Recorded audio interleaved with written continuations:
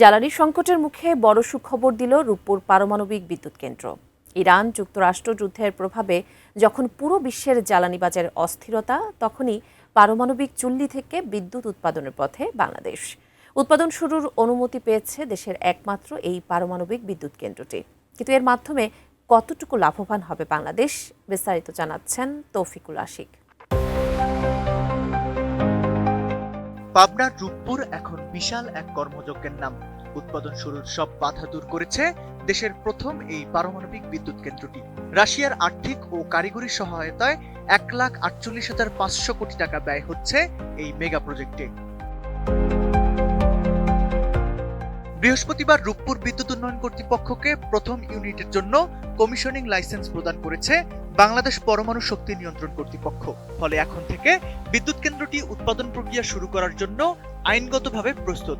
এ মাসের শেষ দিকেই প্রথম ইউনিটের চুল্লি পাত্রে পারমাণবিক জ্বালানি বা ইউরেনিয়াম প্রবেশ করানোর কাজ শুরু হতে পারে। নোভা এলইডি টিভি, ঝকঝকে ছবি, নিখুঁত শব্দ, 5 বছরের ওয়ারেন্টি। নোভা মানে সঠিক মান, নিশ্চিত সেবা।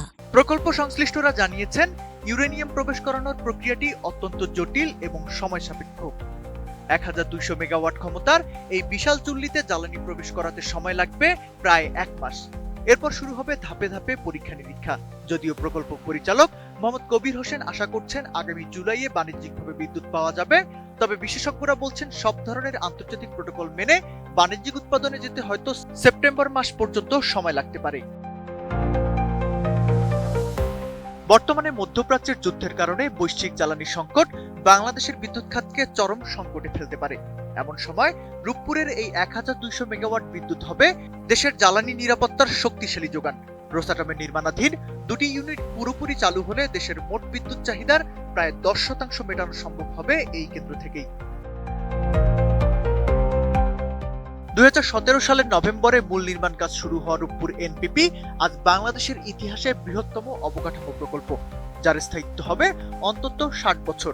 আর প্রয়োজনীয় সংস্কার চলমান থাকলে 100 বছর পর্যন্ত সেবা দিতে পারবে। এটি চালু হলে একদিকে যেমন কমবে আমদানিকৃত জ্বালানির উপর নির্ভরতা, অন্যদিকে নিশ্চিত হবে সাশ্রয়ী ও টেকসই বিদ্যুৎ সরবরাহ। রূপপুর পারমাণবিক বিদ্যুৎ কেন্দ্রটি পরিচালনা করবে nuclear power plant company of Bangladesh. চুক্তি অনুযায়ী এই জনবল কাঠামো গঠন ও প্রশিক্ষণ সরবরাহ করেছে রাশিয়া। শুরুতে রাশিয়ার অপারেটরদের নেতৃত্বে বিদ্যুৎ চুল্লি চালু করা হবে, যেখানে বাংলাদেশিরা সহযোগী হিসেবে থাকবেন। দেশের এই একমাত্র পারমাণবিক কেন্দ্র চালু হলে লোডশেডিং এর চাপ থেকে অনেকটাই মুক্তি মিলবে। পারমাণবিক শক্তি ব্যবহারকারী দেশ হিসেবে পূর্ণাঙ্গ মর্যাদা পাবে বাংলাদেশ। Toufikul Ashik, ATN news.